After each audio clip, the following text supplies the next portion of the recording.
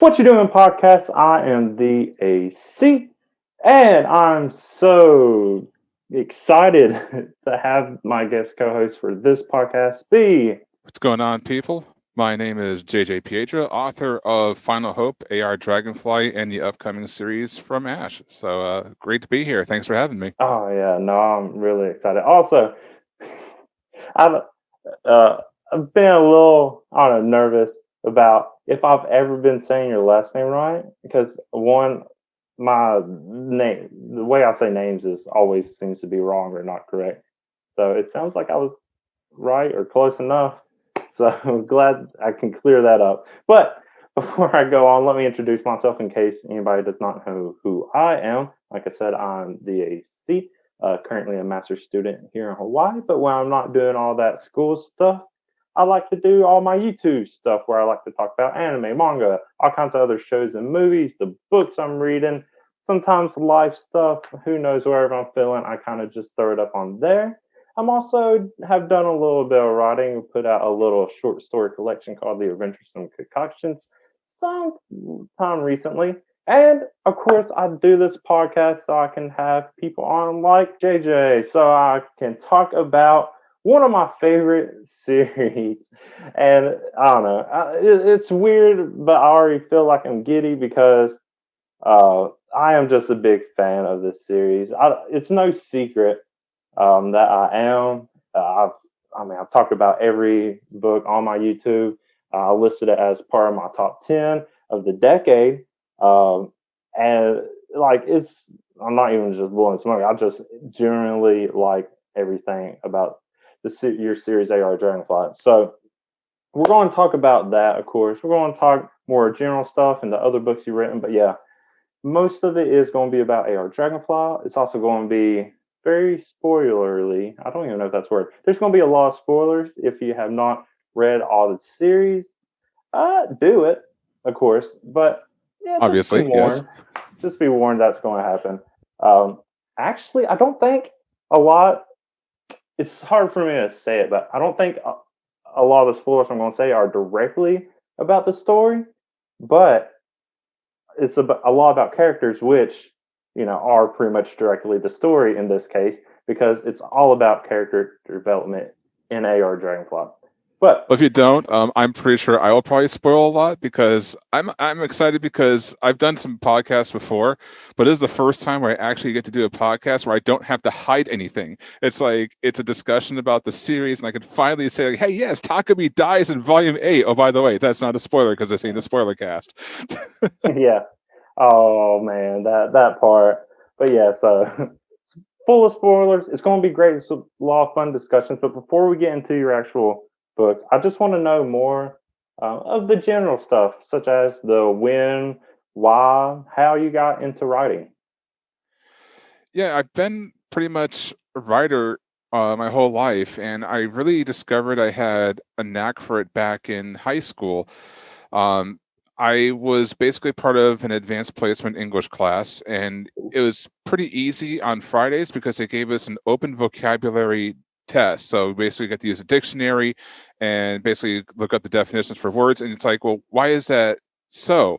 Because whatever were the words on that test, we had to use one per essay for the following week, and we had to basically write an essay around that word. So it really challenged the way you thought and basically brought out a lot of creativity with these new words you were learning.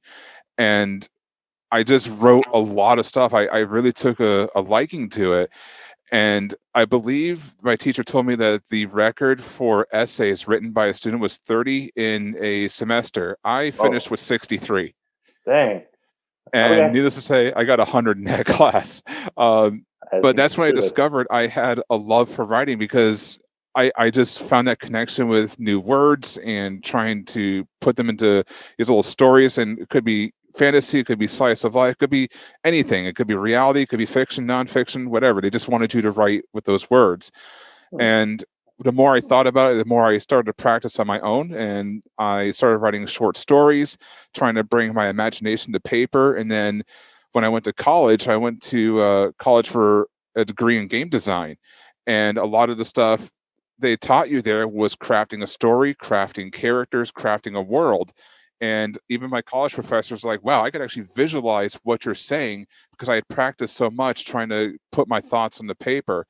But it wasn't always, me about writing novels. At the end of high school, I did kind of try and write my own fantasy novel. I started doing like a little handwritten thing, and I still have the binder where I have 144 handwritten pages, which is basically a 144-page paragraph because I had no idea about formatting back then. And I never thought about revisiting that, and it was about 3 years ago where I was like, you know what? I've written all these short stories, I've written song lyrics, I've written poetry, I've done all this other stuff. I've never really tried to publish a book. And I went ahead and wrote it. And at first I didn't want to publish it. I was like, I'm happy that I wrote a novel type story. And I passed around to some friends and like, dude, you should publish this. I'm like, nah, I don't know.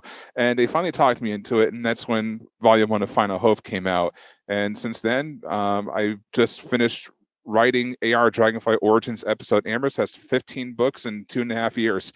Yeah, that's a lot. Yeah, you really churn out these books, which is normally something that, a little caution for a writer. But then, like, I mean, I've read 12 volumes of AR Dragonfly, and no, they're all good. So yeah, I don't. If you're churning them out this quick and they're this good, I'm not going to discourage it. I've been taking advantage of it. Yeah, it's funny because I tried to system my old artist, and he lived in Indonesia, so there was like a Mm, time difference, and because of a language barrier, there wasn't much communication. And it was about every 6 months that he would finish my commissions, and mm, for like 10 pieces of art. So my method was to just write one volume ahead. So I figured I have 6 months to write a book. And then when he was working on volume 5, I don't know what happened. Still to this day, I don't know, but the communication just kind of ceased. huh, And it was taking him like a month and a half to get past the sketch on one of my commissions. And that's when I talked to my friend Todd over at the Outer Haven, which is a site I write for anime mhm, and manga. And he's like, well, I have a comic artist that works with me, and he can chameleon his style to pretty much anything. Why don't you get in touch with him? So he lives down in Mexico, but he's also East Coast time, which is same time zone. So that right away was an improvement. So I said, well, let's see what you can do. Here's Amber, and I don't care what the pose is. I don't care. This is just basically what she looks like. Do it in your style, and let's see what you can do. And it was almost the same as my old artist. Like there was some like disparities and whatever, but it was close enough. So his prices were about $5 to $10 higher, and he was much faster. He actually got me a sketch, ink, and color in 8 hours. oh wow. And I was like, okay, here's commissions for volume 6, because I figured my old artist would finish volume 5 and then he would do 6. Well, he not only finished 6, but he also finished what the other artists had left for volume 5 in a span of 11 days. And that Wow. was 14 commissions in 11 days. And by the time he finished, my artist finally got the piece he was working on for over a month with no apology, no explanation as to why he was late or anything like that. And I was just like, yeah, I'm changing to a new artist. Yeah. uh, but because of that, um, Alex's speed really pushed me, because while Zara, my previous artist, was doing all the stuff for volume 5, I was getting myself ahead. I got bored waiting. So I wrote all the way up to volume 8 while waiting for him. So I was 3 volumes ahead. And then Alex came in, and within a month, he caught up to me. Hmm. And it was kind of like a race. So I was kind of like writing a book every 1 to 2 weeks, and then going back and editing and formatting and all that fun stuff. And then, Alex would get caught up again. And before I knew it, instead of doing every 6 months, I was releasing a book every 6 weeks.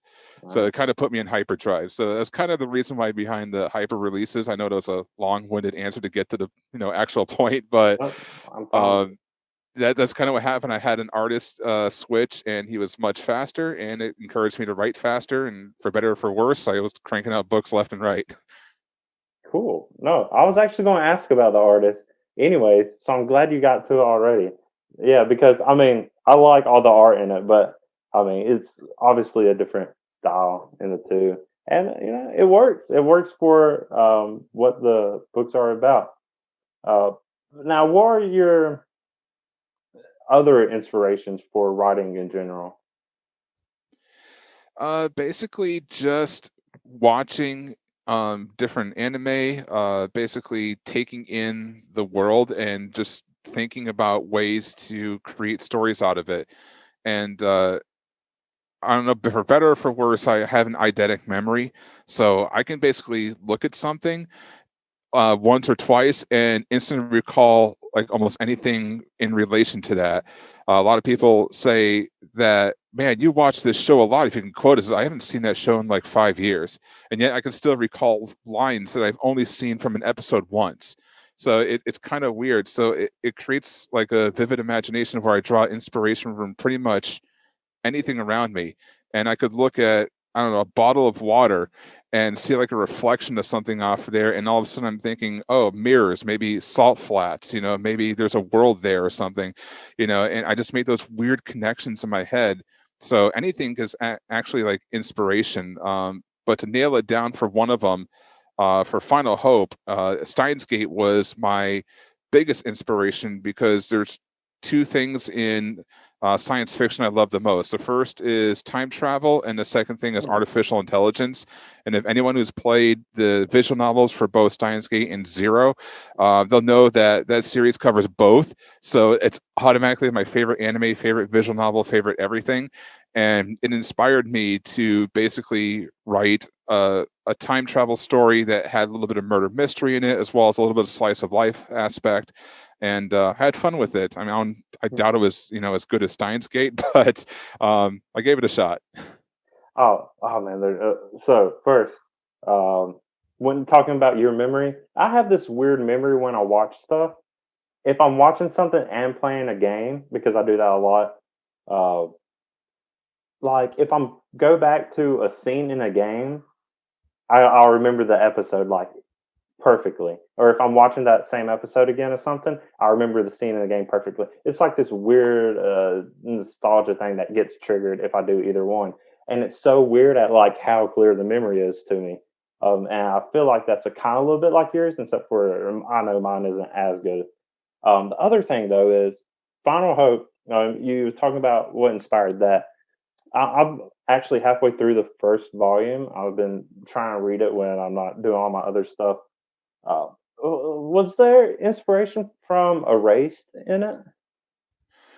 It's actually funny you say that, because I started writing Final Hope in November of 2015, and as you know, Erased started airing in January 2016. I've never seen the manga. I don't even know if there was a light novel for it. And then since I had to deal with time travel, obviously I was interested in it, and I was watching the show. And as I was watching it, the first thing that popped in my head is, oh shit, this is Final Hope, only it's done much better. And Yeah. believe it or not, it actually discouraged me because I was so scared that I was going to be, plagiarizing or copying somebody else's work that honestly I didn't even was aware of, that I actually stopped writing Final Hope for 8 months. Oh. And imagine that you have your first book idea, your debut novel, and you see an anime that's almost like a mirror image of it, and you just think that it's better. And it was soul crushing, and I was legit scared that if I published this, that people would just like complain that I ripped it off when I really didn't. And Yeah. I'm pretty sure CS Mills, Carrie, the one Yep. who did Beyond the Dome. She actually reviewed Final Hope for me on her site, and one of the very first comments was like, "Yo, this looks like just erased," and I'm like, "Oh, great." So there was no inspiration. It was just kind of like a happy accident that it kind of worked out like that. But in the end, I mean, I know you're still reading this. I won't spoil it or anything, but in the end, it is different than Erased. But yeah, at the beginning, it kind of seems like that. No, I would say like I said, I'm about halfway through it, and it's pretty different. I mean, besides that initial concept, everything else just seems pretty different. So yeah, the just reading the summary for the book, it gives you that initial impression. But as soon as I started reading the book, I was like, oh no, this is going to be completely different. I can already tell that. So yeah, no, I was just curious about that because I am enjoying it so far. And I kind of knew when the book came out compared to the anime when I watched the anime at least. And I was like, oh man, I wonder if there's any of this influence. But I completely understand about that fear of thinking you have this really original idea, and then something comes out right around the same time. Whenever I started writing my zombie novel, uh, was right before the Telltale Walking Dead games came out, the first one, and pretty much it the overall story kind of okay, pretty much what it is like adult taking care of a kid through a zombie apocalypse, and then how that ends, that game ends. That was pretty much exactly what my first zombie book was going to be about. And then the game came out, and I was like, "Are you kidding me?" It's like, now what am I going to do? I was like, "Do I change my ending?" And it's like, and it put me off from writing. I haven't touched it in in years. Yeah, and quite a few years actually. And I started writing other stuff. But no, I completely get that. It's just a weird coincidence about how things like that happen. And the funny thing is with like AR Dragonfly, right around the time I was writing Volume 11 and Amber got pregnant, it was kind of funny because I was also reading the manga Domestic Girlfriend, and it was right around the time that Rui got pregnant. I'm like, no, don't you dare do this. It was my idea first. Don't you steal another one from me. Oh yeah, I only watched the anime Domestic Girlfriend. That anime surprised me on how much I actually liked it. At first, I thought it would be kind of dumb. I really got into it. But yeah, no, stuff like that is just weird, and it's I don't. It kind of it's kind of like a downer, but it's also like I guess did have a pretty good idea. Something else is doing it, but whatever. Write what you want to write and make your own story from it. So speaking of AR Dragonfly, though, when did you start writing it? Let's see. I finished Final Hope, I believe it was around April or May of 2017, I believe. And then that's when I decided to basically, quote unquote, get serious. The reason why Final Hope was only 2 volumes is I wasn't really sure like how a light novel was supposed to be written back then. And with it being my first story, I was just kind of like testing the waters to see if this was something I wanted to do. And when it was kind of funny because I was formatting Final Hope, and I had read online that a light novel should be between 180 to 250 pages. And when I finished Final Hope, it was 192 pages. And I'm like, oh, great. Volume 1 is perfect. But then I realized it was 192 pages of 8.5 by 11 paper, and books are 8.5 by 5.5. So it ended up being 320 pages. And I was like, whoops, kind of went over the limit there. So that's why Volume 2 of Final Hope is much thinner, because I was thinking it had to be that size. So the first 4 volumes of AR Dragonfly were the same size as Final Hope Volume 2. Until people are like, why are these books so short? I'm like, what are you talking about? I thought this was the normal. They're like, no, dude, they're supposed to be around 300 pages. I'm like, oh, great. So yeah, I started writing more content. But yeah, it all started late 2018 or like mid 2018. And when I wanted to get serious about writing a story, I'm like, I'm going to go in for the long haul. Now that I tested the waters and enjoyed pretty much publishing, I want to see what it can really do. So I took a look at the different type of story ideas I wanted to do. And one of the things I had just finished doing is I quote unquote retired from e-wrestling, which is basically like fantasy wrestling. You create your own characters and you write a whole bunch of role plays and matches and all the fun stuff. And one of my characters on there was Amber Ryan. She was a video game enthusiast. She would always hang out in the backstage area playing her 3DS, before her matches. She wasn't socially anxious in my wrestling stuff, but she was kind of the person where she wouldn't talk to you unless it was something she was really interested in, and then she couldn't like shut up or anything. and she's pretty outgoing when she was out there in the match. It's kind of like how Amber's outgoing behind the keyboard, but she's a little bit shyer backstage. So I kind of took that aspect and turned it up to 11. And I'm like, maybe I can make a series based on her, just take away the wrestling aspect and just use her core as a character to build a slice of life story around it. And that's what I basically did. And yeah, 12 volumes later, it was originally supposed to be around 8 volumes, but I still was like coming up with ideas and story arcs, and then the more characters I added, I'm like, well, now this connects to this, and I needed to go longer. So yeah, I basically just kept writing, and I was like, well, 12 volumes seems pretty good. Got the ending in mind. Let's lead right into it, and there you go. Cool. Yeah, and it's been a great series. Yeah, I've been reading the book. Let's see, I started reading it at the end of August 2019. So it's been a little over a year for me of reading all these books. But your series was also the first 4 volumes, at least. The 5th video I made on my YouTube, and I realized that, and it's like, this series has been with me about as long as I've been doing my YouTube thing. And then that just added to like a nostalgia feel because it's been almost a year. On November 1st, it'll be a year. I was like, oh man, November 10th is when I put out this video. It's like, oh, what's that in a month? But yeah, a lot of whenever I asked you to be on this podcast, I was still finishing the last volume. So I didn't get to the reflections chapter at the end. And then a lot of the stuff you wrote in the reflections actually answered a lot of my questions.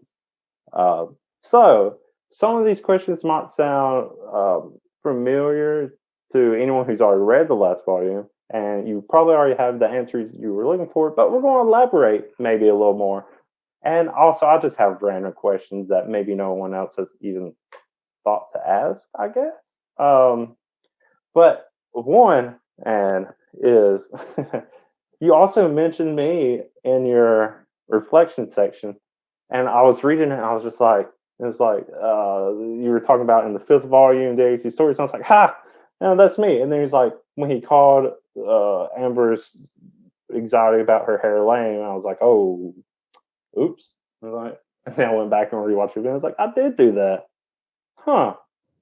Nah, it's cool now. It plays out to actually, it makes sense once you keep reading through the rest of the volumes. I was like, huh, I said that. He called me out on it. Oh, well. I didn't mean to like call it out like per se. It was more or less like just like thinking back to like all the feedback that I was given and how I take that all seriously as an author, because AR Dragonfly might have been 12 volumes, but it's still only my second ever series. I'm still relatively new at doing this. So any, constructive feedback that anyone gives me, I basically take it to heart, and I try and, either try to improve while I'm writing a series, or I'm like, well, I'm so deeply ingrained in this, I can't really do much about it now. So I'll, think about that on my next series, something like that.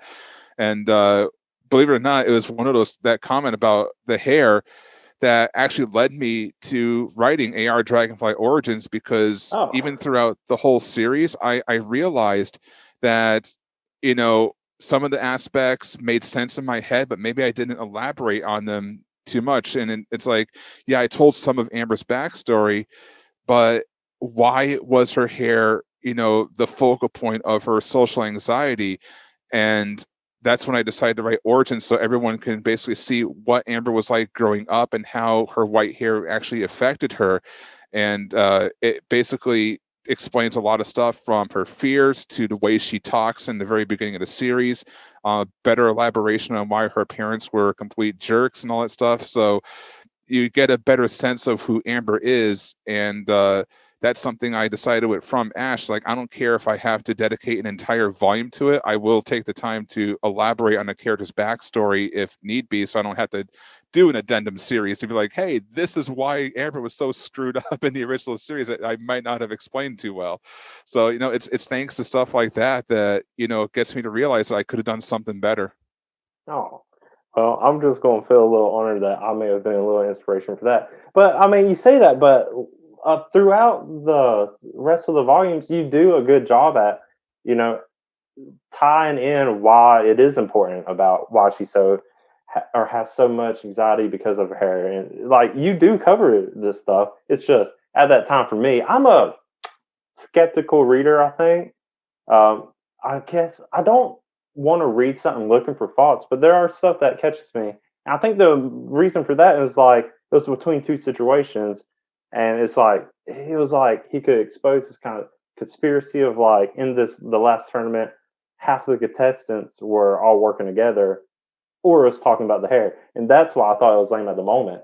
But then I see all the character development afterwards, and it's like, ah, yeah, I see where it's going now. It's like what do they call it, foresight or how whatever they call it. But yeah, it's like you just patience, read on, it gets explained.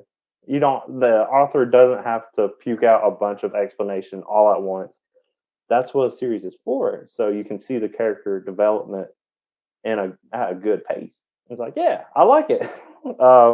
But no, yeah, I just thought it was funny and seeing that in there. I just thought it was a good laugh when I read it. But yeah, so I'm going to try not to be too random or try to make sense. First off, because I am going to start off random, I thought it was just a random thought I had, but I was wondering, like, why are the spines of all your books just seem like random colors? They're actually not as random. Okay. If you look at the first 4 volumes, those are the 4 colors of Amber's hair. Oh, And then volumes, was it 5 through, because there's this gap in there, 5, 6, 8, and 9 are the new colors of Amber's hair when she redyed it, oh, with 7 actually being Kaito's hair, black and white. yes. And then the last volumes, I ran out of hair color, so I'm like, I'll just kind of try and relate them to the characters that are on the cover. No, that makes sense. Okay. And Oh if you actually look at the yeah. back of the back covers, you'll notice that the colors rotate, they shift one by one over. So if you put them side by side, you'll see kind of like a motion pattern of Amber's hair colors going from, bottom right to top left. Oh, that's something I'm going. Oh, let me. Yeah, that's something I'm going to have to go and do later. Wait, how is that? Oh yeah, so, maybe something. I don't know. That's something I'll have to do later.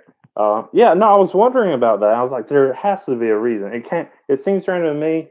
I guess, didn't look into it any further. Or just didn't try to think any harder about it. But it was definitely like this. I have to ask him about the spines because Yeah.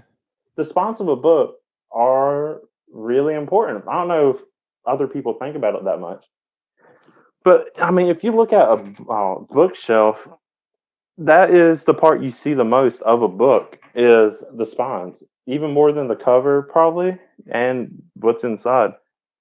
So yeah, the spines are important. So I was thinking about this and I was like, there has to be some reason for the coloring. And I was like, it kind of looks like it has a pattern, and I just couldn't pick it out. But now you say just that one little explanation, and it's like, Yeah, so to give you I'm the an idiot. example, if you look at volume 1, the top left color stripe on the back becomes the color of the spine for volume 2. The spine will become the bottom right color for the back of volume 2, and everything just shifts, upwards like that, one for the first 4 volumes. And then, like I said, the spines are basically the 4 colors of Amber's hair originally, which is group Yeah, blue, green, magenta, and yellow. it makes so much sense now. Okay, I'm glad I got that cleared. I know what it is. Sweet. That's one question down. Now, on to other actual organizational, because a lot of for me, when it comes to reading or pretty much any kind of entertainment, I don't want it to just be like me consuming a story. I want it to be like an experience. And one of the other things, and probably the reason I love these books so much, is because you include so much extra stuff at the end. Not only do you give like uh, descriptions, in-depth descriptions on each character, you include you include a list of references throughout the entire book. Uh, where I haven't seen anyone else do that. So where did you get the idea to do that with your books?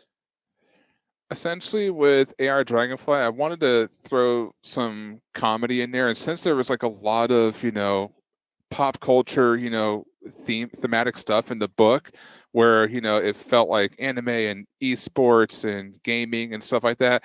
And when you're writing a story like that, you can't not have references to real world stuff. And I decided that I was writing so many references that maybe not everyone will understand the things that I like that I'm putting in here. So they might need a reference list to see, okay, so when this character said that, it was actually a reference to this. So I decided to list them out in the back of volume 1.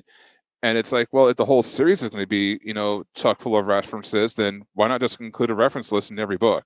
So that's basically how simple it was, and just went with it. Yeah, no, it's awesome. I mean, I like I said, I love extras in the book.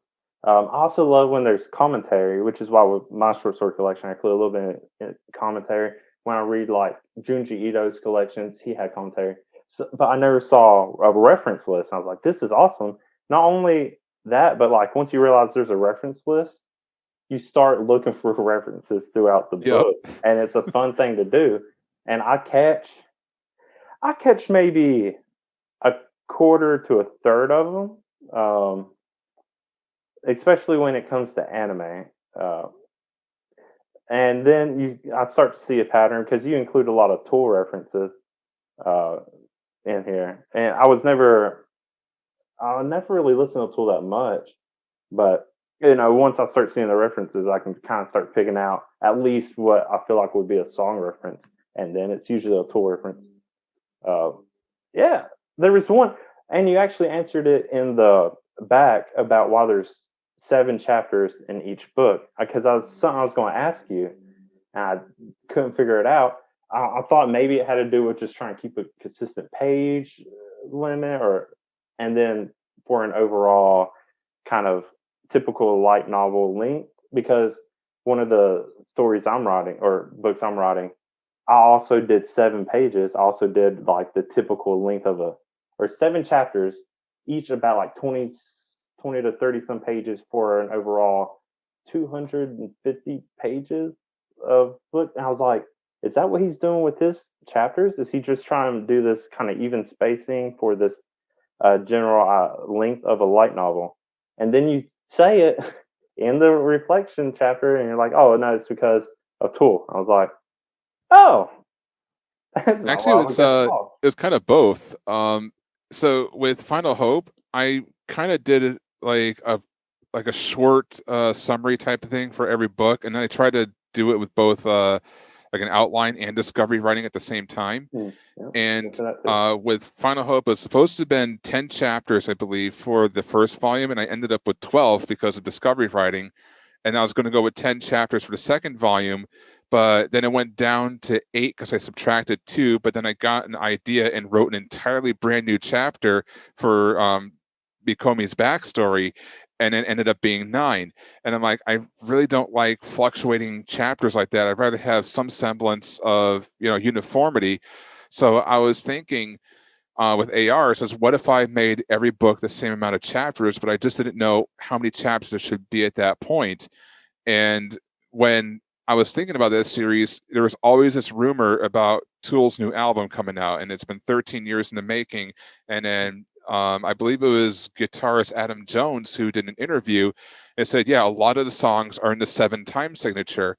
And I'm like, wonder if I could actually work that in and just take a page out of their playbook and do 7 chapters. And the more I started to do the outlines for AR, I'm like, 7 chapters is actually working out really well. I think they're onto something here. And before I knew it, every book has 7 chapters. And when you actually have that number set, it's a lot easier to try and plot out your story and get your outlines done, because you know what your limit is, and it gives you a better idea of how much you can fit into each volume, and while still making it seem episodic. So if it wasn't for listening to that interview, I probably would still be trying to think of a number of chapters I should do for each volume. So yeah, and I just decided to put that in as a reference because in the end, the Fear Inoculum album was mainly written in 7. And like, yeah, my whole series is written in 7. So there you go. There's a big reference. Hmm. Yeah. Well, yeah. This whole reflection thing. It was. I'm glad you included that chapter, which is another thing I haven't seen in a book. Someone just talking about their entire series, which is cool because I love the insight. But yeah, it was also just like, oh well, I don't know if this is good or bad for our podcast because now I have the answers. I was like, I'll just get them to elaborate, and no, it's cool. Uh, Now with the last two volumes, though, there was with the chapters themselves, like the chapter pages, you did something different with the last two volumes, unless I just didn't notice it in the other volumes. But you just did some different like art and styles to it, um, and it was cool to see. Yeah, it was just like, oh, why are these last two different? And yeah, I don't know. What was your thinking behind doing just like these different chapters for the last or chapter designs? I don't know what you're actually calling chapter title pages, but yeah, what's the design thinking on those? For that, this is probably gonna be another long answer because it's Uh, also part of the whole learning process. I wanted to do something cool with the chapter title pages for AR Dragonfly because in Final Hope I just had text. There was a black bar going across the bottom, and it had the white words against the black background. It's like, all right, chapter one, whatever. And I want to do something different. And when I think of Amber as a character, you know, she might be, shy, she might be socially anxious and whatnot, but she's colorful. She has the brightly colored hair, she has the purple belt, blue jeans, she's full of color, and I wanted to express that in not only the covers, the spines, the backings, but also the chapter title pages to do something a little bit different. I know print books, because of cost, they're all black and white, but the ebooks are all in full color. um, hmm. and so I started to do a design for chapter or volume one rather, and I like the way it came out. So I'm like, well, let's see what I can do for designs for volume two, and I decided to do them different so every book would have its own feel. And around volume 11, I was working on a desktop wallpaper that Yeah. kind of was a reference to Mortal Kombat 11's character selection screen. And I was starting to put every single one of my characters into this wallpaper. And by the time volume 12 was done, you would have a full roster of selectable characters. And I had this cool idea, which unfortunately didn't catch on, where if you requested two characters, I would actually put like a selection cursor on it and put the characters up on the wallpaper and send it to you custom, free of Hmm. charge. And unfortunately, no one jumped on that bandwagon. But hey, maybe Oh, you can now if you're listening to this. yeah, I could do that. I uh, I kind of miss it. I don't remember ever seeing something like that. So I'll be I don't know, but yeah, keep going. Yeah, so I was doing that, and I figured with chapter 11, since the wallpaper was coming close to an end, I would pay homage to it by doing the chapter title pages, kind of like a video game character select screen, where every chapter you get to unlocks a new character, and you'll see that character's face portrait highlighted, and the rest of them will be darkened. So like you've already like selected them, or it's already passed. So I was doing that, and it kind of came across a little bit apparent in the print volume. But if you saw it in full color, you would definitely see, the differences in the highlighted character and the ones that were shaded. And obviously, you didn't know which character was coming next until you got to the chapter. So it's kind of like a cool little discovery thing. As far as 12 goes, I just want to do something different. I was actually really thinking, like, how can I try and do something that's not over the top? I wanted to try something minimalistic, kind of like a test. And spoilers, this is going to be the way that From Ashes chapters are going to look. Oh, It's going to have a more common design to it. There's not going to be any characters on the chapter titles. I'm going to go back to more simplistic look. So I wanted to test the waters and see how it would come across by putting all the chapters on every title page, but having the one that you're on highlighted with the rest of them grayed out. And I thought it looked pretty cool. So I can come up with like a universal design and just have that throughout the entire series. So you now actually have like a uniformity type thing between each volume. And part of that goes back to learning about creating light novels and the costs associated with artwork. yeah. Um, because I was coming up with like 10 to 12 commissions per book, and at $30 to $40 per commission, it adds up. Yeah. And if I eliminated the character art in the chapter title pages, then that would save me a lot of money in the long run. And at the same time, when you look at an actual light novel, from Japan, you usually only see artwork on different scenes throughout the book. You don't see Hmm. artwork on the title pages. So I figured it would be great to have a character designed, like a full body character design, whenever someone's introduced. You could probably include that in the biography section, and then just save the artwork for the cover and the scenes that happen throughout the book. So I'm going to try that with From Ashe and see how it goes, and see how it basically stops my wallet from crying. Yeah, no, I mean, artists, of course, deserve to get paid, but yeah, it gets expensive. Uh, I wish I could draw. I wish I had that kind of skill to be able to draw and do all that artistic stuff because I always wanted to draw manga. That was like my goal. And then when I realized I just suck at drawing, I was like, you know what? I'm going to try to write light novels instead and see if I can one day find someone to draw for me. So I started grooming one of my brothers to try to be an artist. And he's getting good, but I don't know if he would actually ever want to uh, do my drawings for me. But we'll see. It's kind of selfish of me, but I was like, yeah, but it'll be cheaper for me. I mean, I'm not going to like take advantage of him, but still, I thought it'd be something cool. Uh, no, it says you do some of the art too, though. What does that mean? Basically, anything that you see for like the chapter title page designs, the backgrounds on the cover, some of the scenes in there, like the double page spreads, I did all the artwork for, minus the characters. So I would have, what I want depicted in the scene. I would tell that to Alex, like, all right, these characters need to be in this position, and then I would just drop them into backgrounds. And Oh, okay. a lot of those backgrounds are real life photographs. So I spent anywhere between 8 to 12 hours a day painting over and turning Oh, them into like anime style backgrounds. hmm. So yeah, any type of background art, cover art stuff, that was all me, and the characters were pretty much Zara and Alex. Okay. Yeah, I wouldn't be able to do that either, though. So it's like I'm just astonished by talent like that, and like it's also just it's hard work and it's just practicing at it. But it's like I don't take the time to do it. I'm going to chalk it up to talent. Um, Yeah, so but it's like with the background stuff, they took so much time. And when I realized how fast Alex is, he said, for an extra $10, I can do the backgrounds for you. I'm like, okay, guess what's happening in From Ash? I'm not doing backgrounds ever again. oh well, okay. No, it's cool though. I like that. I like the art of it, and it's cool. That's one of the cool things about light novels is you do get the pictures. It's this nice medium between just straight up wordy novels and like manga. And even though I love manga, I've been getting a lot more into light novels. So I like where this is at. Now, so okay, I'm going to reference the reflections page now because it gave me so many ideas. Um, one the thing you said was your least favorite to write was the like action battle scenes, right?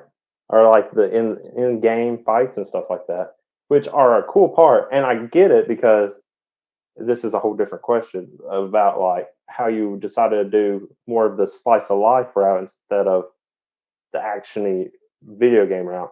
But why do you just not like the actiony things to write?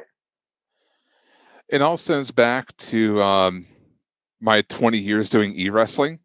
And when you have to crank out 1 to 2 matches twice a week for different shows that you're putting together for the fed you're in, it burns you out creatively.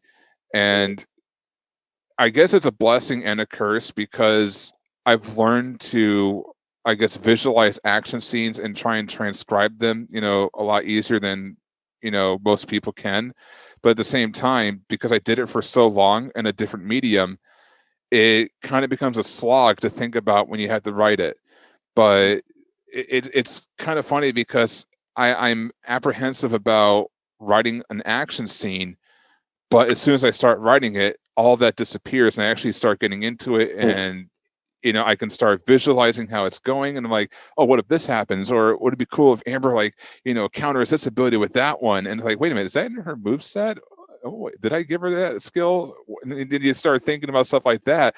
It's like, it's a little bit of a chore, because it's like you have to think about not only what Amber would do, but you also have to try and remember what skills you assign to her characters. So it's not like, how come she's using this skill all of a sudden, and where like 3 volumes ago she had a different skill? You had to kind of like keep that in check. So I had spreadsheet after spreadsheet of not only every single classes skills mapped out, but I also had like references to like what skills were assigned to Dragonfly, what skills were assigned to Kane, to Triggerbite, to Versailles, and all this other stuff. So trying to remember that and put that all into action was kind of a chore.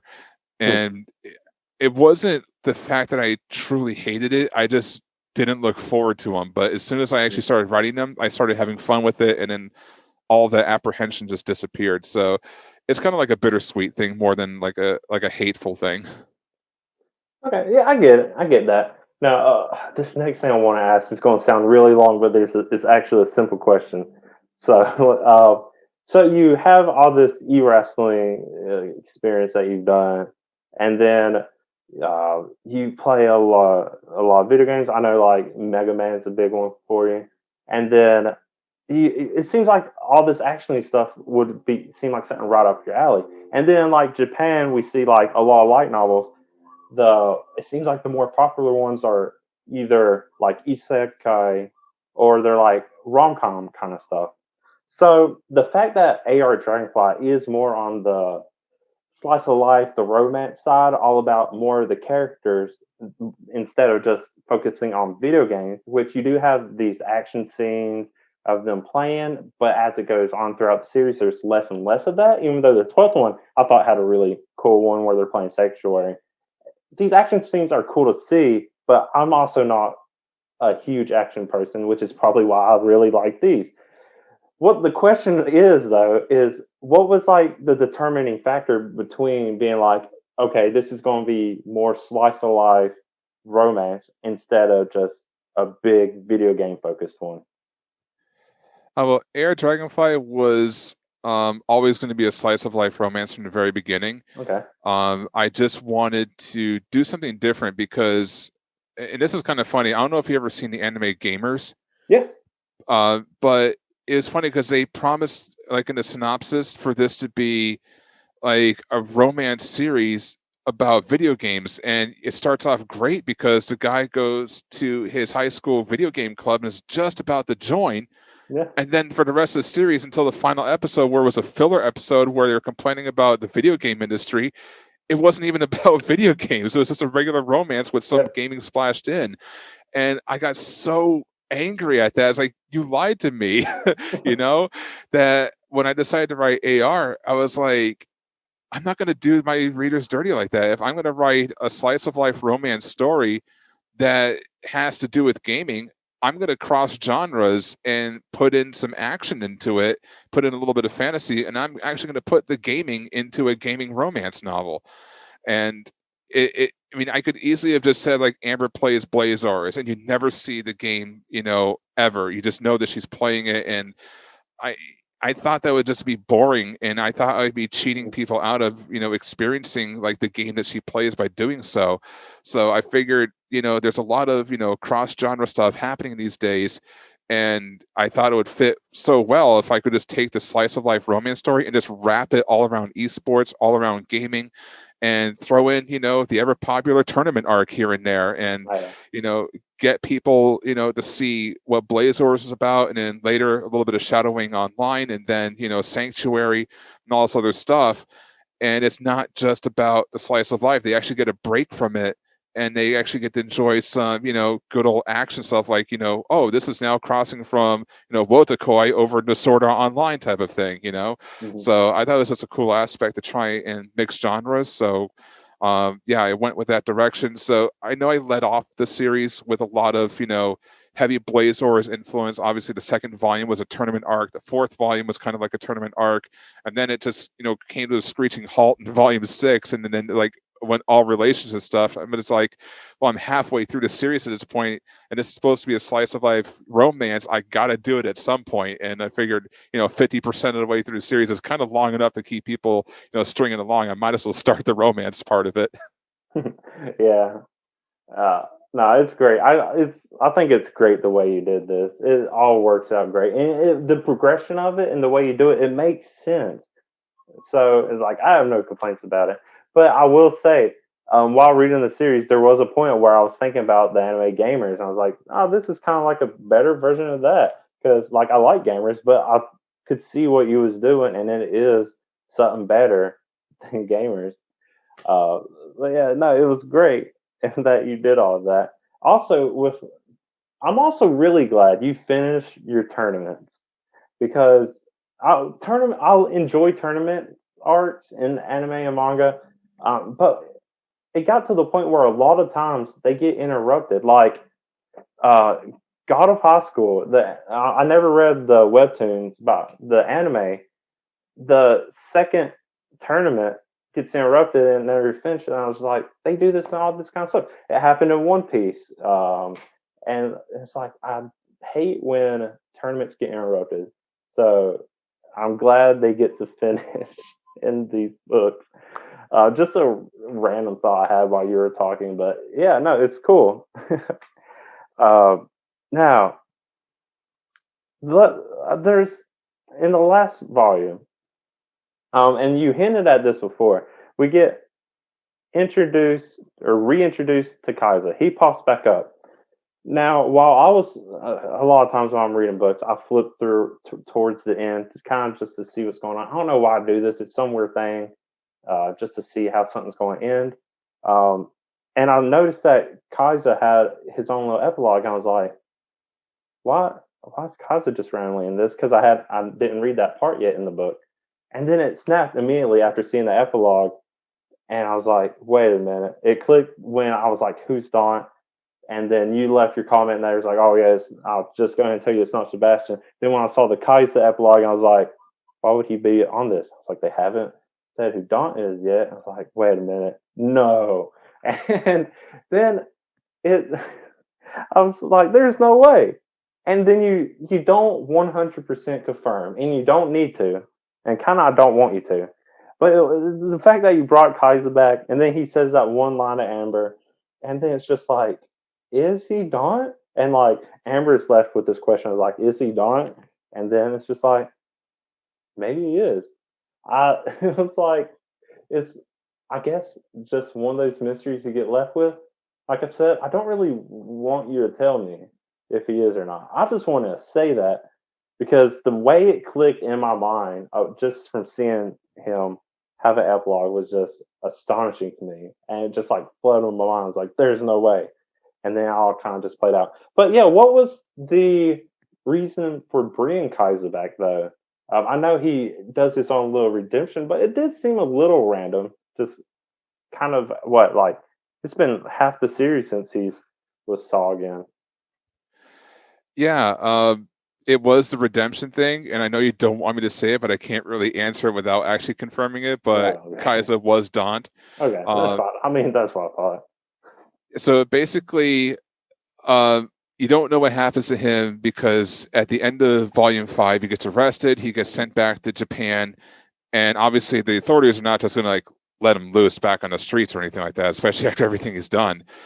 He's put into a rehabilitation program, and part of that rehabilitation was for him to get over his competitiveness with video games, and that's what drove him mad. Is the fact that he always was ultra competitive. No one would really recognize him or take him seriously, and it ate away at him, and to the point where, he just became like this very violent person. Obviously not right in the head. So when you go through rehabilitation, they kind of, put him into a game and to see how he would react. And that game just happened to be Sanctuary: Rise of Heroes. And he was actually tasked with basically doing good deeds in that game to Wow. see how it would be on the opposite end. Instead of always trying to ridicule someone, trying to be the best, and trying to, I guess verbally harass or whatever it is when you're not getting your way, just try and find the more positive aspects in it. So that's why he was making all the armor for Amber and giving it to her. But the whole time is that Amber's under a different name. She's under Sebastian's name that gave her Kuroshi instead of Dragonfly. So he has no idea that he's helping Amber. Amber has no idea that Daunt is Kaiza, but he just happened to remember the line that Amber told him, which was a reference to Sailor Moon and Tuxedo Mask, by the way. And he just thought in the moment, just out of chance, he would recite that line to Amber as kind of like, one of the things to prove that, he really doesn't have any malice towards her anymore. He's over it. He's gotten past it. And he's trying to like give her a little bit of encouragement, all while trying to apologize. So he remembered that line that Kuroshi told him. So he just happened to repeat it. But at the same time, neither one of them actually knew who each other was, and they still don't. So it's kind of like a little open-ended mystery, but it's kind of like a little nod saying, oh, so that's who Daunt was. And then when you read the epilogue, you realize it was part of his rehabilitation. And of course, part of that is going around Japan now and giving speeches about video game addiction and, all this sort of stuff, kind of on that redeeming path while leading like a simple life. So it's kind of how I went with it. It's kind of like the whole redemption thing, like I did with Jeremiah. I just didn't have like a lot of time left to really flesh it out, and I didn't think like doing a 13th volume just to fit Kaiza's redemption arc in there would have really fit. So I decided to just like give a little bit of nod and sanctuary to it, leave it up to people to interpret it, and then close it out in the epilogue. Yeah, no, it was cool. It was cool that we got to see that. Also, you'll see this in my video for the 12th volume. I'm so glad Amber's parents didn't get any redemption. They were terrible. And I was like, Jeremiah already got redeemed. That's one parent getting some redemption is good enough. Amber's were just terrible, though. And then seeing Riley see that right away and come to the same conclusion, it was just like, good. That's what they get. And I mean, we don't see what happens to them after that, but I imagine it's just a bunch of nothing. Like, they just seem like people who don't really deserve anything, I guess, if they're giving away their own children or just letting them go off and not having a second thought about it. So yeah, I mean, redemption arcs are nice. The way you did it wasn't a good natural way of doing it. Sometimes they seem forced, and these didn't. So I'm glad for that. So it makes me think, though, what you just said about Kaiza. It makes me want to know more about his past. So I know you're doing origins, and Kaiza wasn't one of them. But so how did you end up picking who was getting a origin story? I originally was going to do just the main characters, so that was going to be Amber, Kaito, Sebastian, Takumi, and Lin.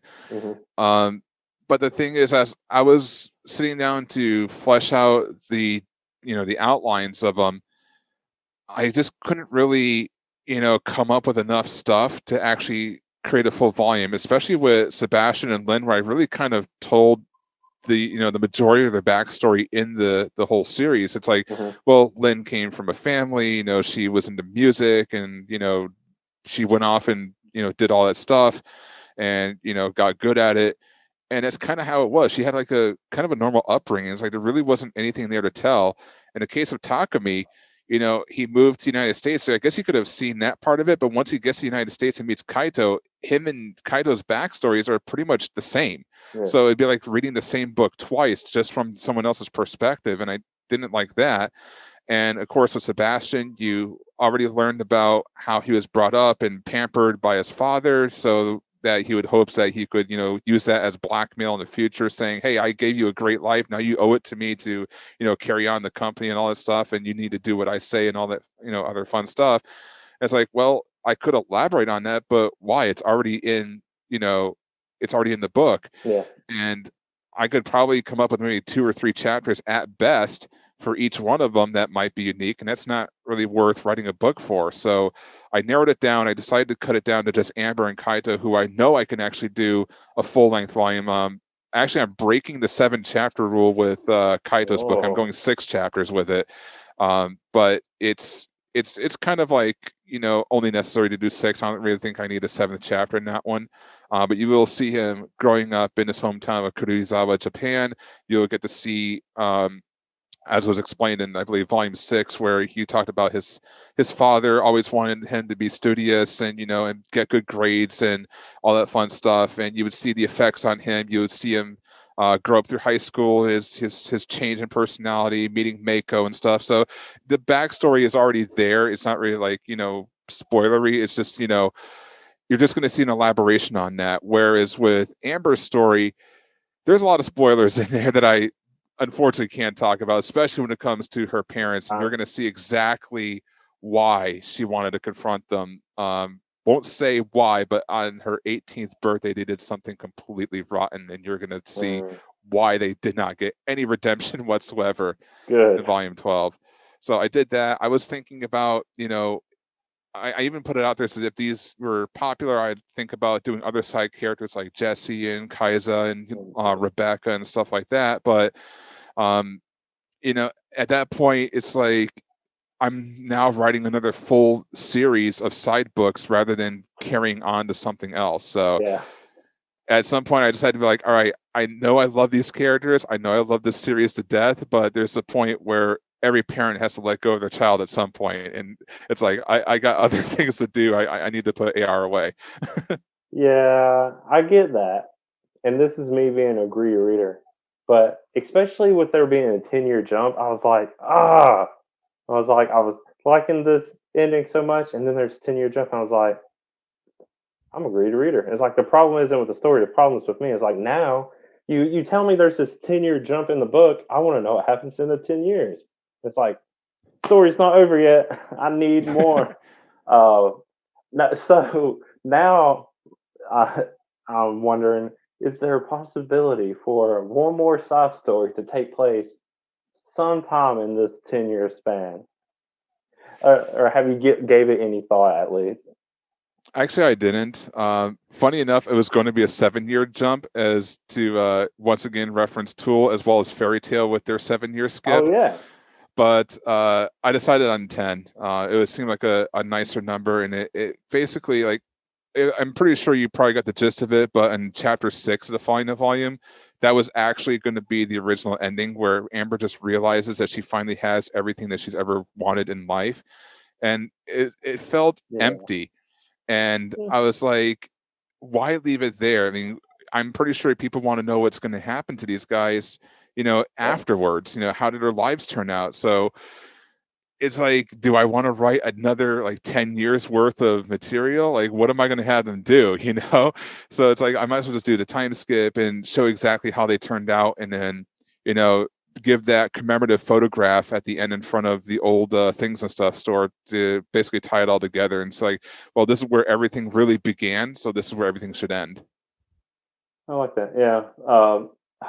I'm a sucker for nostalgia. So stuff like that, like whenever they were watching the Blazing Wars shut down and they're all in the game, and then whenever Sebastian's in the shop for the last time, I was just like, oh man, this is hitting me hard, and it just made me think of all the times in my life where similar things have happened, where it's been my last time at a place or my last time doing something. Oh yeah, that nostalgia chip this last book sent me on was it hit me. It sure did. But yeah, no, I mean that's fine. The story has to end eventually. Yeah, I can imagine what happens in those 10 years. I'm not going. I'm not going to like come after you with some kind of torch and pitchfork group. But no, it'll be. It's fine. No, but I am looking forward to the origin story. Uh, oh man, I still have a few more questions I want to ask. First, one is Jessie. She is so dumb, and normally I Yes, can't Jesse. stand those characters, but she's also a weirdo, and it makes me adore her by how weird she is. Because like I love weirdos, I can't stand dumb people, but then like there's Jessie, and I'm so confused on how why I like her so much. So it was like, what was your thinking in creating her character? Funny enough, it all stemmed from Final Hope with C.S. Mills' review of it, saying that the characters kind of felt flat. So I wanted to work extra hard on AR by making them as distinct as possible. Mm. Amber's got her dual personality, Sebastian's got his snarkiness, Kaito's kind of like the level-headed, one with the kind of like an evil side to him at the beginning. So when I was looking at the characters, is like, well, I have all these different character archetypes. You got Lynn, the outgoing one. I never really had the counterbalance to all of them. So when I was thinking of what can I do with this new character, Jessie, it's like she was the store clerk in volume 2. The seeds are planted there. And she just seemed like, your typical, teenage girl at that point. She didn't really have any personality. So if I was going to add her into the cast as like a full-time thing, I really wanted to make her stand out. And when I thought about it, it was just kind of like it hit me that I don't have an idiot. I don't have that dumber than box of dead wet rats character that the story is missing. And I felt that I could come up with some insane like lines for her to say and just have a lot of fun. And Jessie just became like a tension relief for me. Every time I got to write her, I just turned my brain off and I just thought of like the most random stuff to say, the dumbest stuff to say, and it was just so much fun to write. So she was kind of like a stress relief, creative outlet for me, but at the same time, she had her own unique personality that was a lot different than the others, and it really made her stand out as a side character. So that's basically just how it came down. It's like I didn't have an idiot, and I felt that the story could probably, get a few laughs from something like that. Oh, yeah, it gave me plenty. Uh, and I also say the Sebastian and Jesse getting together. At first, it was like, oh, okay. At first, I thought there's no way. After Takumi, I was like, there's no way Sebastian and Lynn will get together. And I was like, maybe. But then, like, he got together, Jesse, and I was like, this is okay. But then by the end of the series, I was like, no, this kind of makes sense. It makes sense to me. And the reason why is because I feel like my feelings for Jessie are pretty much the same as Sebastian's. It was like, yeah, she was kind of annoying, kind of just dumb, and you're like, ah. But then, like, she grows on you. And I think that I felt the same way as Sebastian. I was like, oh, okay, no, I actually really dig this character. And I assume it's the same way Sebastian feels about Jesse. And I was like, and it all makes sense now. Sweet. Okay, cool. Uh, Yeah, but Jesse's kind of like that character. You just want to like wrap your arms around her and just like protect her from the world.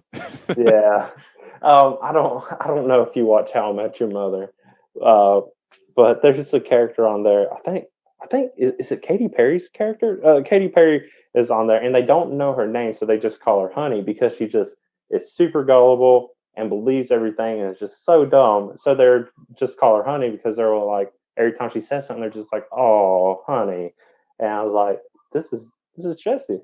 I was like, that's exactly how I feel towards Jesse. So yeah, it was just I had to ask that about Jesse about uh, trying to make me feel better about why I like her, but why I also don't, and it's just a lot of confusion about that. So which character do you see yourself in the most, or who's your favorite? Because in the reflections chapter in the last volume, you say how you see a part of yourself in a lot of the characters, but who's actually your favorite?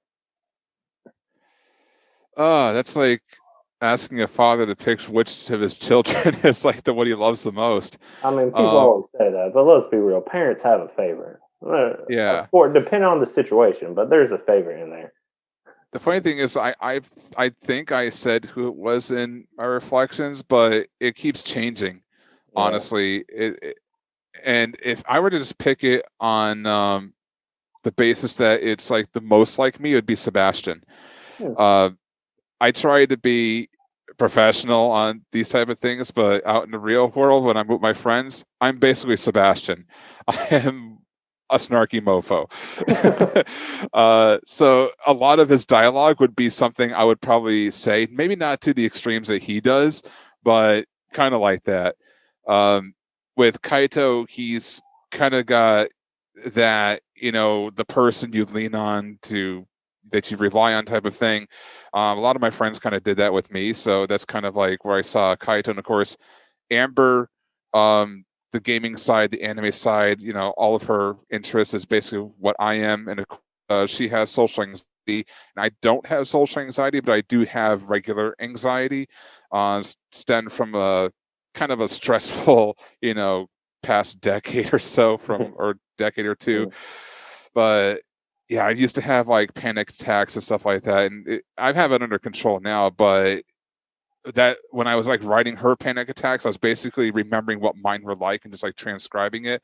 So you could kind of see like that aspect of it in her. So there's a lot of like different parts of me. Lynn, obviously the audiophile person. Even Rebecca, the love for the occult. That was basically my thing. I'm kind of like super into like checking out UFOs, even though I know that stuff's like probably staged to hell and back, but it's still interesting to kind of look at and all that stuff. So there is a little bit in there, but if anything, just because it is me turned up to like 10 or 11, I'd probably say Sebastian would probably be my favorite.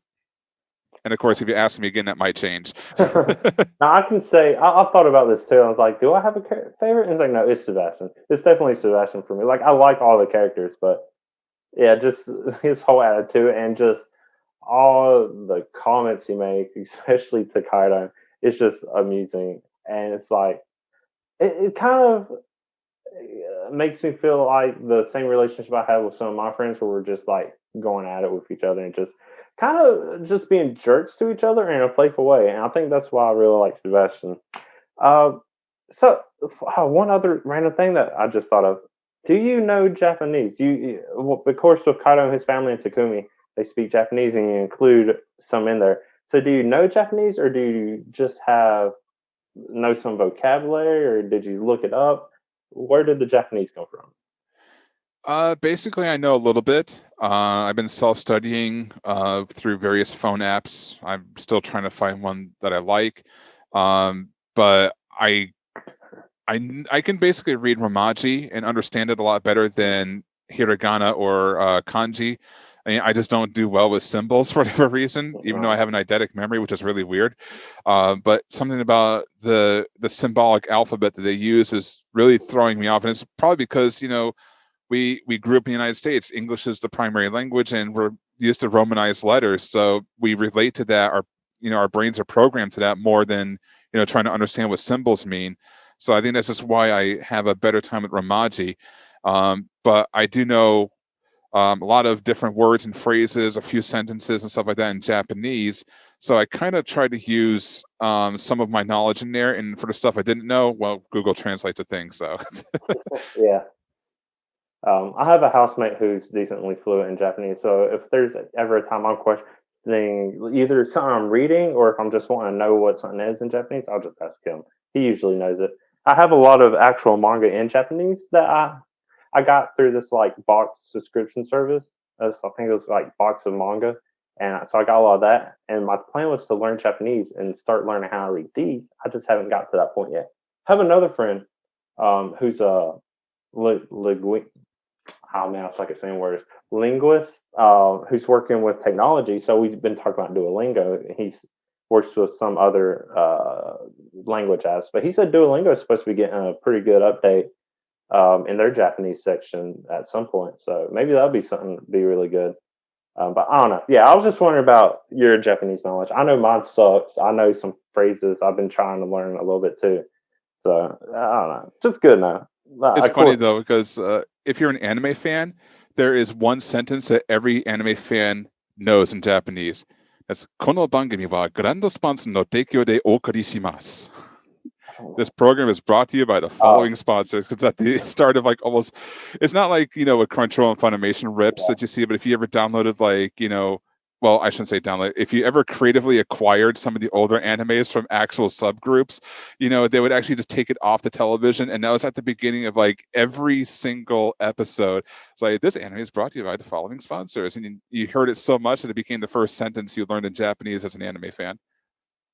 Yeah. No, I never watched the original Japanese as a kid. I only watched what would come on Toonami or whatever English channel. So I never got to learn that phrase.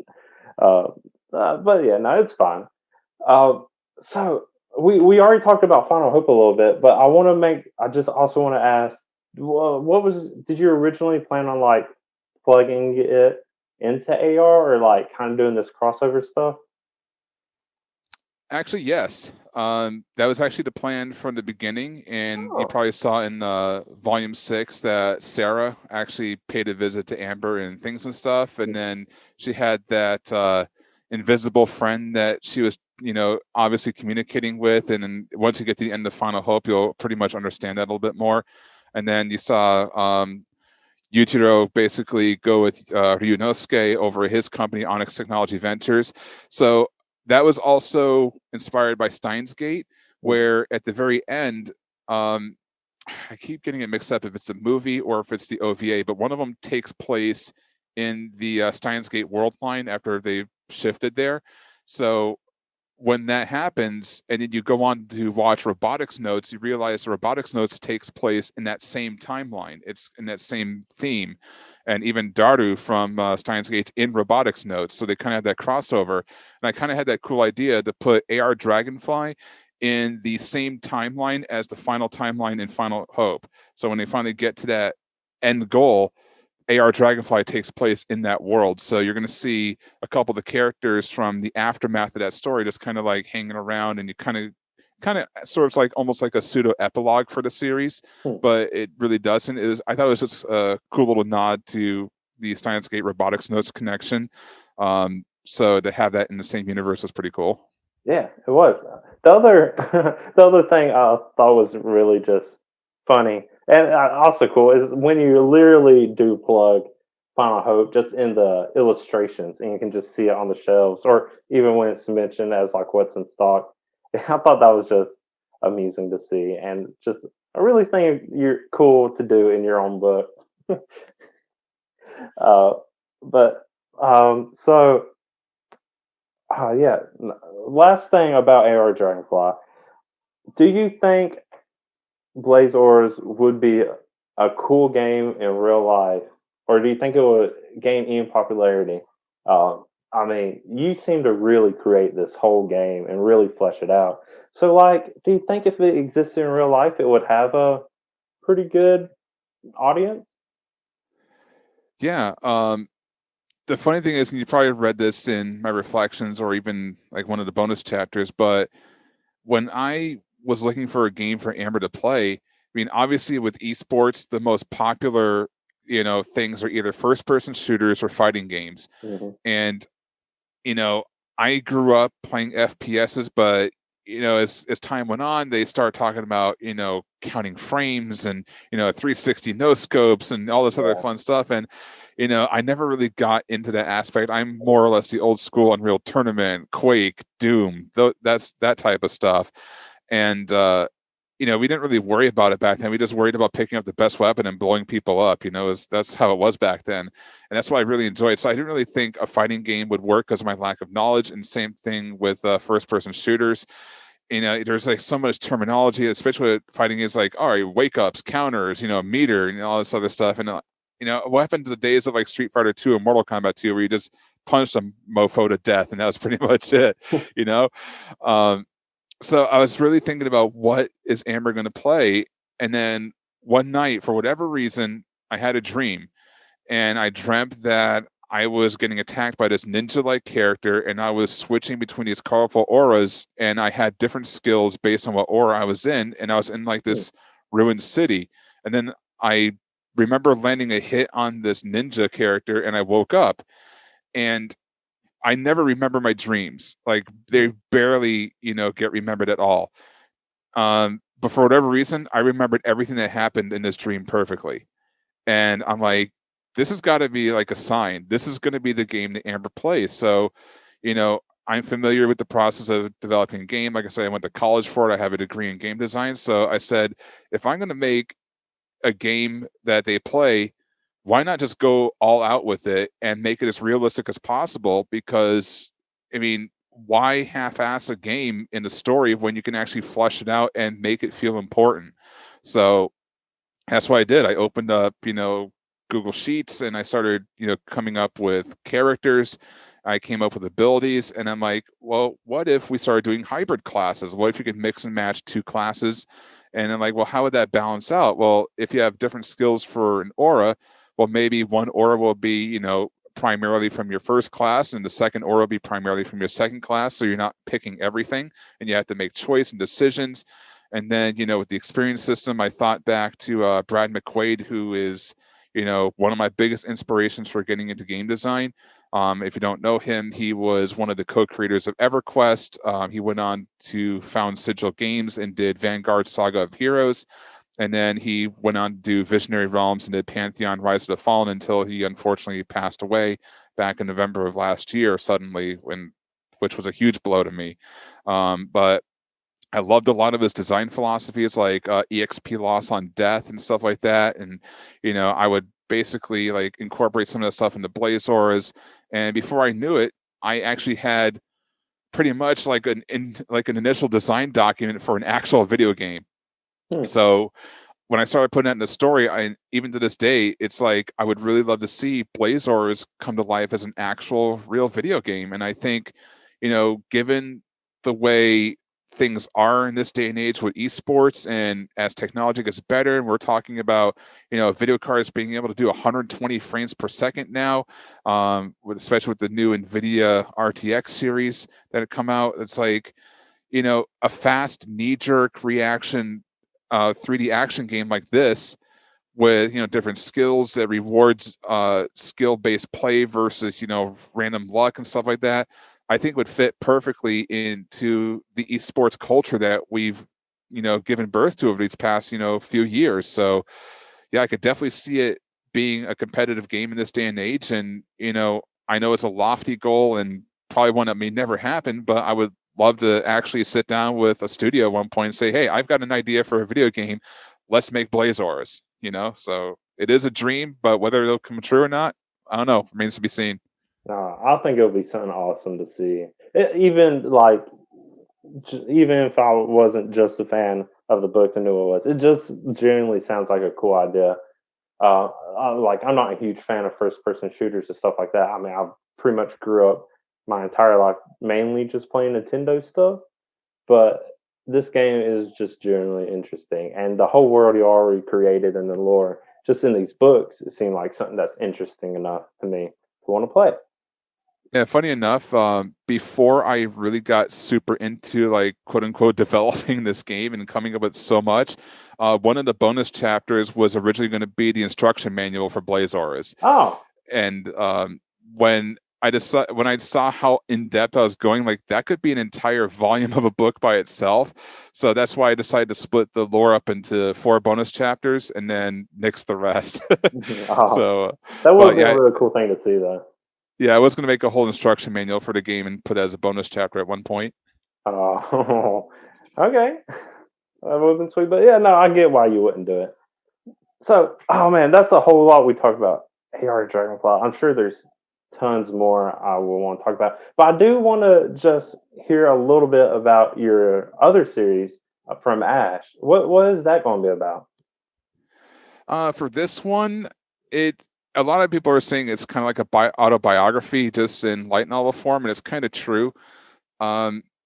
I figured like I was coming up with like a whole bunch of ideas of what to do for different types of light novels, and with slice of life being my favorite genre because I feel it's so flexible as far as what you can do, so like character archetypes and story and plot and stuff like that.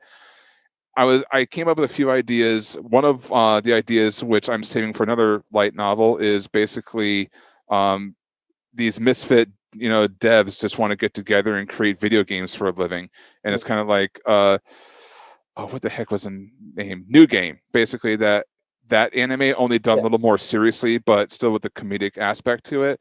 So I was putting that in the back burner, and it's like, what else could I do? And I also came up with like this idea of this supernatural story where this guy has the ability to learn anything about you as long as he just touches you, and the military wants to get his hands on him, so you do like espionage and spy work and stuff, but the problem is he's the biggest asshole you've ever met in your entire life. Wow. And I thought about that, and it's like, well, I don't have a lot of material to flesh that out, and that's when it hit me. It's like, why don't I just write a series about becoming an author. Then I can take all of these ideas I have for light novels and pass them off as the main character's writing and her stories. And sometimes they work out, sometimes they don't. And it's all part of her journey on becoming a published author.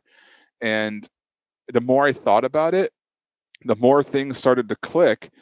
And I realized that I had a hell of an idea. And it's like, well, it can't just be about her writing. It can't be about her journey. I mean, that's the whole point of the story, but there needs to be other stuff to it. So that's when I came up with the side character Renji, and how he's basically her childhood friend, and he lives with her. He's basically a reclusive NEET, but she doesn't have the heart to throw him out or anything like that because they're past together, which I'm going to keep hidden.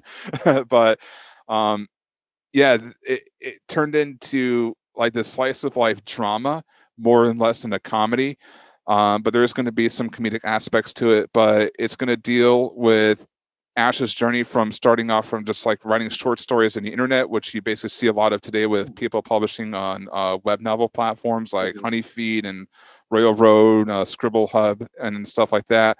So she's going to start off like that, get a lot of flack for her terrible writing, and then between balancing a job that she hates and trying to become an author, she starts getting better ideas on what to write, and then her stories start improving, her writing starts improving, and then she gets into self-publishing, and she finally gets an editor, and you just see this journey from beginning to end of her starting from nothing to becoming a writer. So that's what inspired the title, From Ashe, because it's basically you're starting from the ashes, you're starting from nothing, like a phoenix rising up, but it's also from Ashe because all the stories are from her herself. So it's like a story from her to you.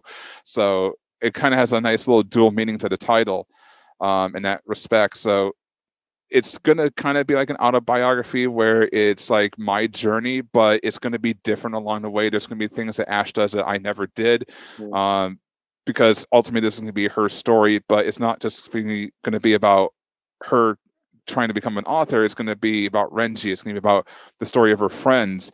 And I'm going to be taking a lot of different approaches to this story, because with AR, you had characters, they had their own stories, but sometimes they felt a little disconnected. Like, for example, when you met the new cast of characters for Sebastian in his store, when he rebranded it as Blaze and Nora's, you got to meet Vance, you got to meet Crystal, and Rebecca got the job there and stuff. But until they were needed, you never knew what happened there. Like, what happened on a normal day? Like, did something happen at the store? Like, what kind of stories could have been told there that were just glossed over? And it felt like those characters were really in the background and really didn't have much of a purpose other than just like being support characters.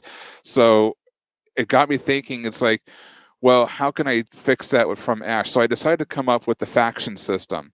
So what that basically means is, like, when Amber is at home, not Amber, I'm sorry, when Ashe is at home, Renji, who is her roommate and friend, is part of her faction. Their cat Minu is going to be a part of her faction. Ashe's friend Soraya is going to be part of that faction. That's one group. Then when Ashe leaves and goes to work at her job, all of her co-workers are going to be another faction. So that's kind of like another faction there. Then when she goes to writing competitions, her rivals are going to become a different faction. The judges will be part of that faction. And the reason why I'm doing it like this is, when you go to these places, you're going to get caught up as to what happened. You're always going to know that there's a storyline there in that place that is going to have a beginning, a middle, and end. And at the same time, that storyline might be different, but it's also going to be tied into Ash's journey into becoming an author. It's like, how does, a situation at work, affect her? I know she doesn't like her job. And to give away a little bit, but without spoiling too much, there's a coworker there that nobody can stand. And it makes Ash's life a living hell. And it's to the point where, what do those people do about it? Do they just like let it go, and Ashe comes home and takes the burden on her shoulders and just let it weigh her down? Well, part of that storyline is that her coworkers get together, they invite her out, and they have quote unquote therapy sessions where they start bitching about their coworker behind her back. And, it's little stuff like that. But when you go back, you get to see, what happens to that coworker. do these people have enough of her, and do they basically stand up and go to HR? You get these little miniature stories that show that there's a living, breathing world, and that every place that Ashe is going to go, there's always going to be something there to discover, always something to learn about, even if it's minuscule and very minute. It's just to give you a sense that while you're away from those places and telling another part of the story, that there's something going on there.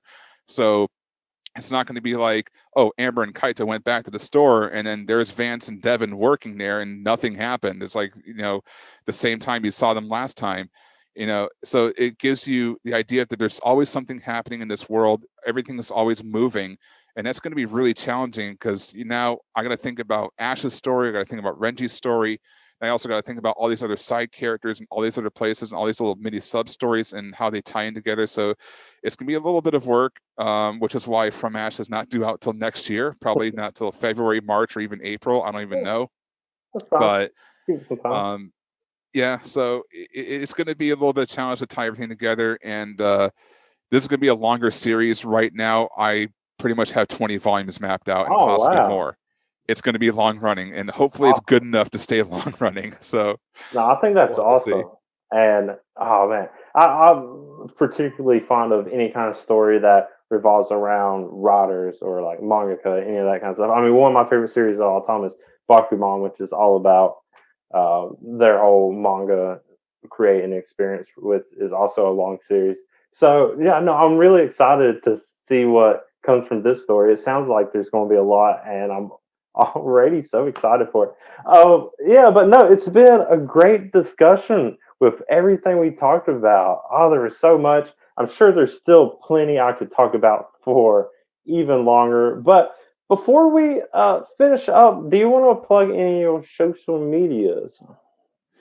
Yeah, primarily I'm on Twitter. That's a platform I use pretty much the most.